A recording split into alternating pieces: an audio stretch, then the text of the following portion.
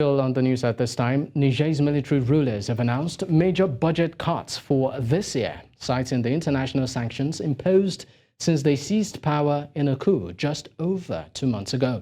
The country relies heavily on foreign aid to support the 25 million population. But this has dwindled since soldiers ousted President Mohamed Bazoum on July 26. Now, the 2023 budget had been slashed by around 40% to 1.98 trillion CFA francs. That is $33.2 billion from 3.3 trillion francs initially. The junta appointed Prime Minister Ali Mohamed had warned that an austerity budget would be implemented with a priority on ensuring funds for security and paying civil service or servant salaries. Now, joining me on the news at this hour is Ambrose Igboke, an international affairs analyst who will shed more light on this. Thank you so much for your time. Good evening. Thanks for having me. All right, great. With this tightening, economy, do you think that the junta would be forced to transition to a democratic, what I call it, government right now? Because it is expected that the people may revolt when the crunch starts biting, a bit harder. Well, this underscores the point I've always made about the junta in Niger, who claim to have come to liberate the people. If you come to liberate the people and set up a transition for the next democratic election, why do you need 3 years? You don't need 3 years. So it just goes to show that they are seeking for a process where they can transmute from military to civilian and then contest elections themselves and perpetuate themselves in power, which is the examples that has been laid in the antecedents of political history in Africa. Also, therefore, they are just power seekers, and they have refused all entreaties to dialogue with their neighbors, ECOWAS. Niger is not an island on its own. Niger is a poor country by all financial indices and economic indicators. So they depend mostly on aid from France. France has pillaged the country over the years. France has exploited the country over the years, just like many other Francophone countries. So they can't even stand on their own. So the biggest mistake that the military hunters did was to, have, kind of altercation and headlong, rejection of, all the, moves by the countries surrounding them, which are the ECOWAS region, to mediate in the matter.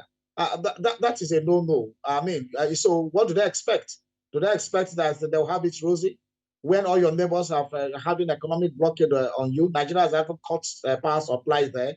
Many other countries are saying no. And then they hold on to the former president. So I was thinking that by now they would have released the former president, at least on asylum, for him to leave the country. In that way, other states may not seek for a reprieve and say, look, we are trying to negotiate. We are trying to get out of this conundrum. So we have released Bazoum maybe to ECOWAS, and then the healing process can start and the reconciliation process can start from there. All right, you talked about Niger being, of course, a country that, of course, in terms of the economy, is not really up there. Now, I want to ask this. Now, Niger is, to some large extent, known for uranium trade. How do you think this particular natural resource would be some sort of advantage to ease the economy right now?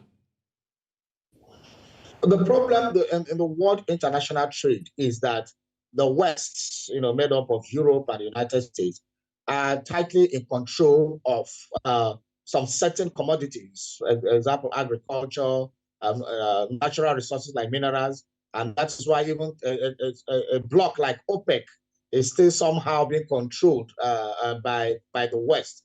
So it is not easy to sell these natural resources on your own. So uranium, who buys uranium? Who was in charge of the trade? It was France. So you cannot just wake up and say you want to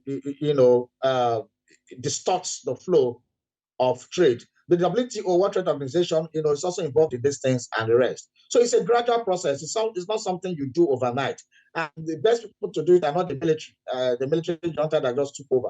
So it is hard because they have uranium, but the problem is sell the uranium. But who do you sell it to?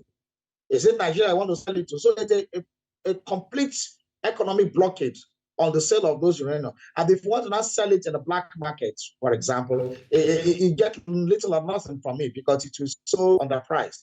All right. So that is the quagmire there are right now, and it's a very difficult situation.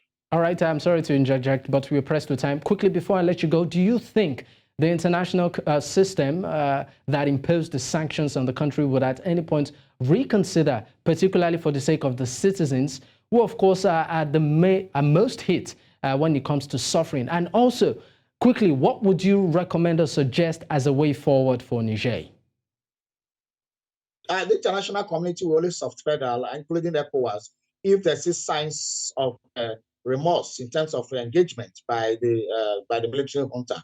The first thing they should do is to release Bazoum, at least to ECOWAS, and then invite ECOWAS for further dialogue and see ways they can, they can save face and leave power. In that way, they can start restoring some of that, and they can start making demands from the international community. But if they stick to their guns, the international community and ECOWAS will also stick to their guns. So it's a very difficult situation for people of Niger, and it is time for the people of Niger to start asking questions and demanding some answers from the military junta after the jubilation that greeted the ouster of the former president. Now it is time for reality, and the reality check is that the people are going hungry. All right. Thank you so much for your time, Ambrose Igboke. Thank you for having me.